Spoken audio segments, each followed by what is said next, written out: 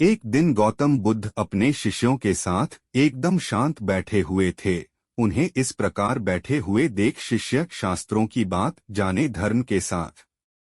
एक दिन गौतम बुद्ध अपने शिष्यों के साथ एकदम शांत बैठे हुए थे। उन्हें इस प्रकार बैठे हुए देख शिष्य चिंतित हुए कि कहीं वह अस्वस्थ तो नहीं हैं। एक शिष्य ने उनसे पूछा कि आज वह मौन क्यों बैठे हैं, क्या शिष्यों से कोई गलती हो गई है।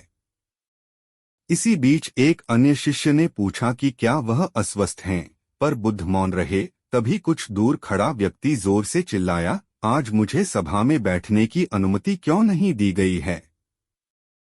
बुद्ध आंखें बंद करके ध्यान मग्न हो गए। वह व्यक्ति फिर से चिल्लाया, मुझे प्रवेश की अनुमति क्यों नहीं मिली।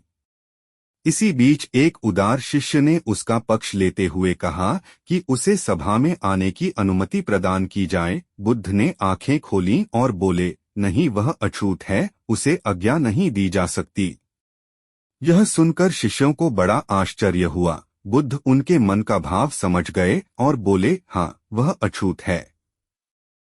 इस पर कई शिष्य बोले, हमारे आश्रम में जात पात का कोई भेद ही नहीं, फिर वह अछूत कैसे हो गया।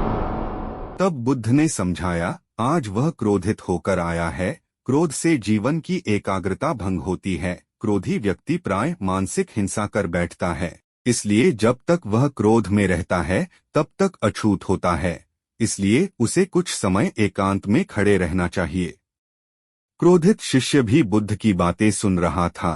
पश्चाताप की अग्नि में तपकर वह समझ चुका था कि अहिंसा ही मनुष्य का महान कर्तव्य व परम धर्म है।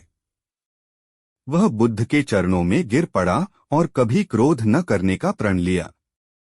शिक्षा आशय यह है कि क्रोध के कारण व्यक्ति अनर्थ कर बैठता है और पश्चाताप उसे बाद में होता है, जिसका कोई लाभ नहीं मिलता। इसलिए हमें क्रोध नहीं करना चाहिए। असल मायने में क्रोधित व्यक्ति अछूत हो जाता है और उसे अकेला छोड़ देना चाहिए। क्रोध करने से तन, मन और धन तीनों की हानि होती है। क्रोध से ज्यादा हानिकारक कोई और वस्तु नहीं है।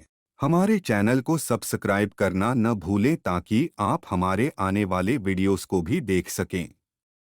धन्यवाद।